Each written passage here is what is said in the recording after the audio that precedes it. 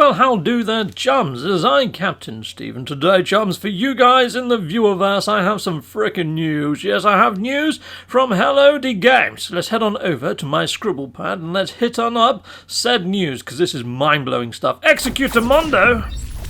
Okay, chums, well, we have patch notes for No Man's Sky Frontiers. It seems to be a bit of a rejig of the old artwork for Origins. There seems to be a little bit of new townage in the background. But look there, it's not 4.0. Normally it jumps to 3.0 or 4.0 for each update. And this one's 3.6, which makes me wonder, is this actually the yearly update? And here is the trailer for it.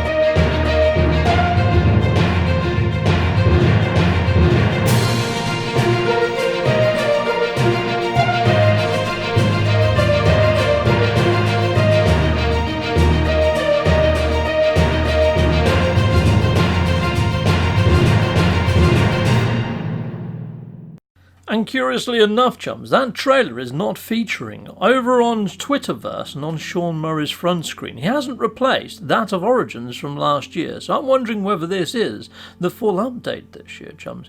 But anyway, let's scroll on through all these patch notes, and as you can see here, we can become an overseer of our own settlement, which is pretty cool, and we get to name the town. We can even sort of commission festivals. Seriously? Okay, interesting. And here we go. And we have to repel sentinel attacks. This I'm kind of looking forward to. And I'm wondering whether the festivals might tie into yearly festivals that we have, over here in the verse. Maybe a Halloween one. Maybe we might have to protect it against horrors or something.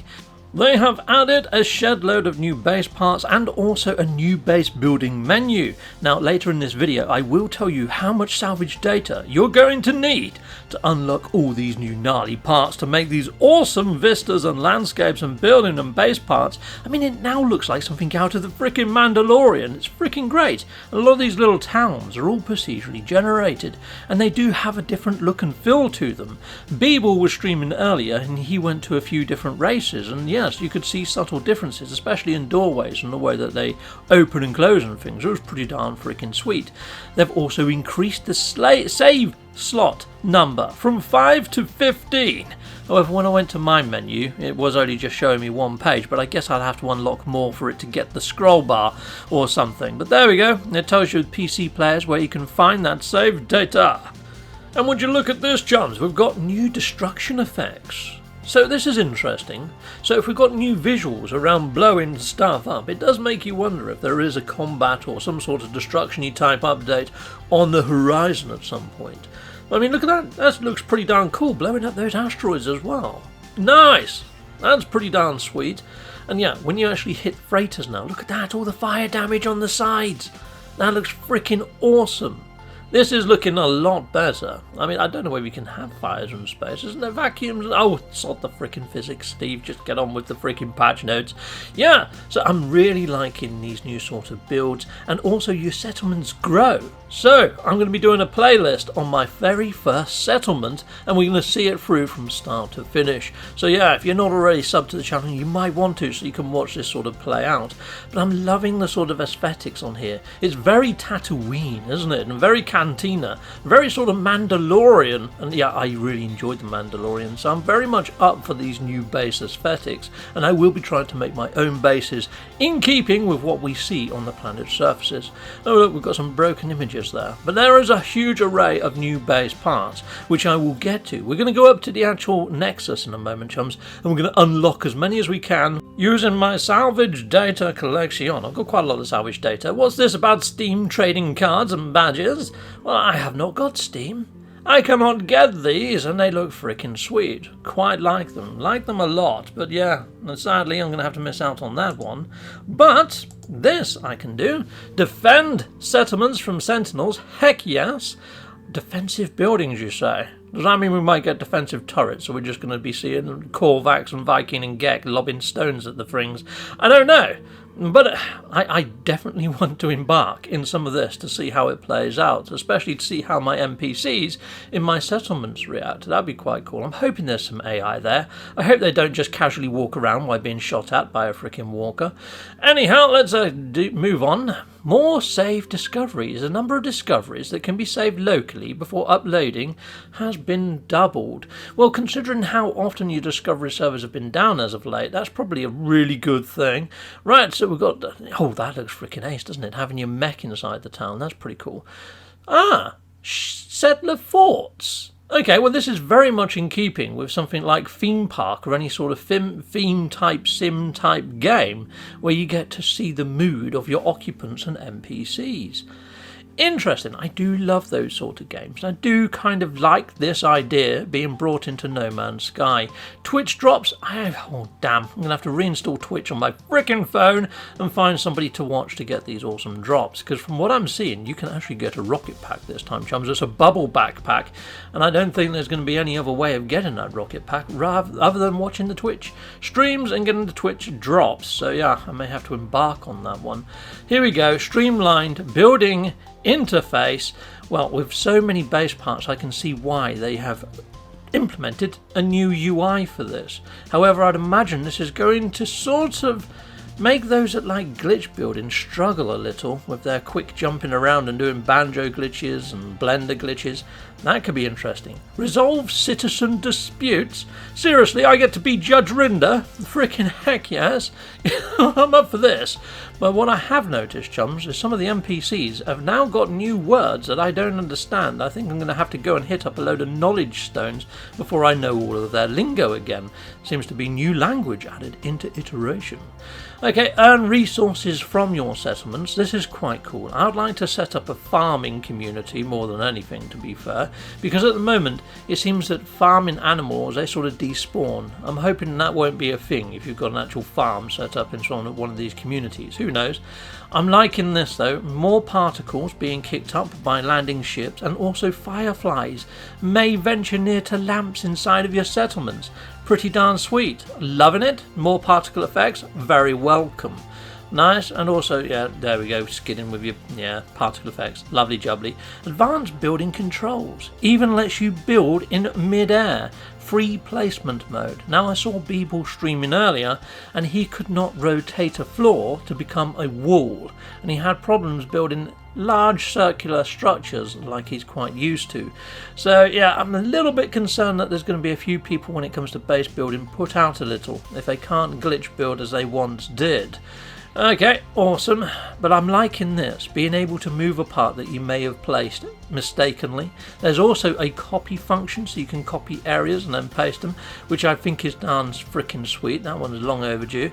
So I'm liking what I'm seeing. What I'm seeing I can deal with, because yeah, I don't really do glitch building, so this for me is a bit of a treat because I've got a little bit more control than what I used to have. It's not quite as much as what you can get through blender glitching, but even still it's a step forwards for most base builders. I'm loving this, how you can see how your settlement is doing, a big overview sort of thing, and you get new arrivals as your town grows. Oh, that is so cool. But you may get parasitic eggs and things appearing inside your dwellings. Oh, this is so cool. Okay, alright, fair enough. Well, when I first saw Foundations and I saw that it was building parts and things like that, I thought, oh, okay, it's Foundations Part 2 in a roundabout way. But no, it seems to be a lot more than that. And look at this, it lists out pretty much every single one of your weapon items, but it doesn't mention the incinerator. They still haven't brought us the incinerator in, but they have programmed haptic feedback on the PlayStation 5. I honestly do think there is another part to this update due in due course, and there's a reason why inside of these notes. We'll get to it in a bit. I'm loving all this contextual base parts as well. So there you go, it knows the difference between the top and the middle and the bottom, and then it actually textures it accordingly. That is so freaking sweet, and I love the fact that they almost match up and marry up to some of the old ruins and relic sites that we see in game prior. It's just so in keeping and so aesthetically pleasing, and it does look like something out of The Mandalorian. It really does. I'm loving this. And yes, the new people that arrive at your base may improve the quality of life of the other residents. I'm liking it. I'm liking what I'm seeing, Chums. This could keep me occupied for a while, I'd imagine. So yeah, this is pretty cool. So there you go. It mentions about factories, farmhouses, cafes, overseers. Oh, this is pretty cool. It's going to uniquely furnish each of the different structures. Like it. Extended cloud saving. So it looks like now your Quicksilver is going to be cross-platform, is how I'm interpreting some of this. So yeah, that could be interesting. So yeah, if I've unlocked everything Quicksilver-wise in normal, I should already have it on creative. And here we go, the new expedition. Okay, Chums, this is why I'm thinking we may get another update at the end of Expedition 3. Now there's some text there that could be translated, but I'm wondering whether that text says cartographers. At a guess, and the reason why I'm saying that at a guess, because if you scroll down a bit further in a moment, you'll see why. But look at this, there's a waveform engine and a frame shift catapult. A frame shift catapult, would that take you through time and space, or waveform one? Could it jump you into the void, this ship? I mean, it's a little bit odd, isn't it?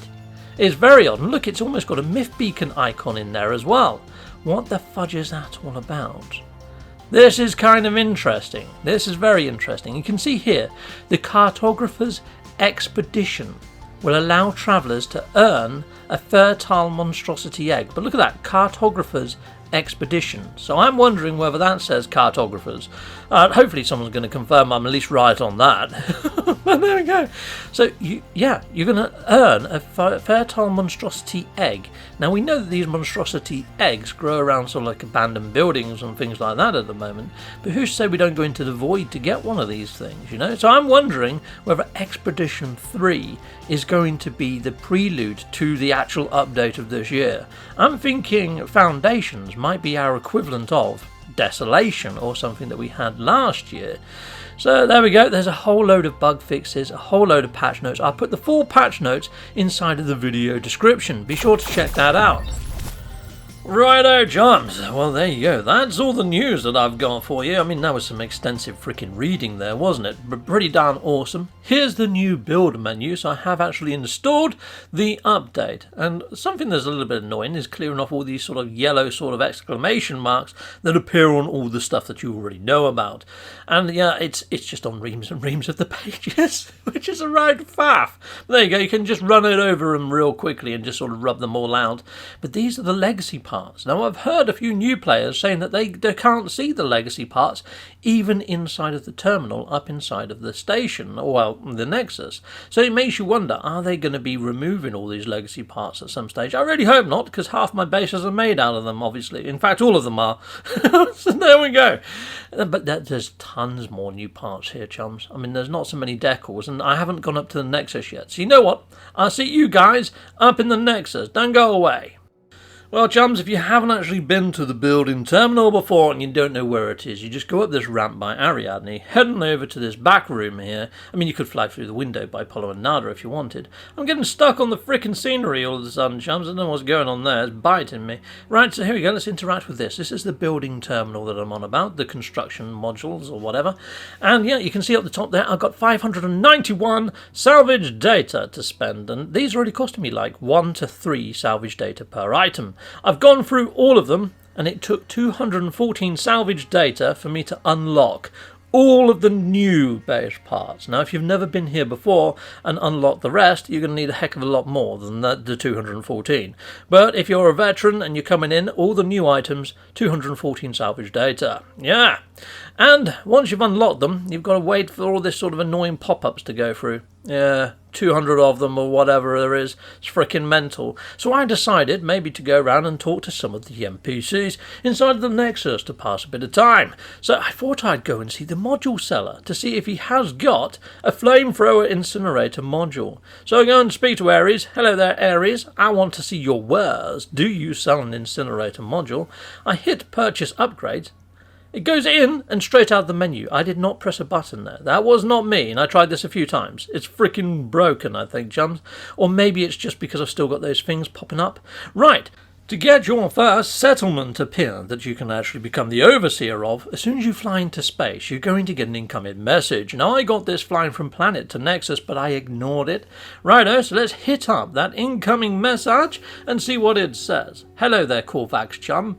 I.e., look, see, there's words here that I don't understand, yet I know every single word of the Corvax from previous iteration.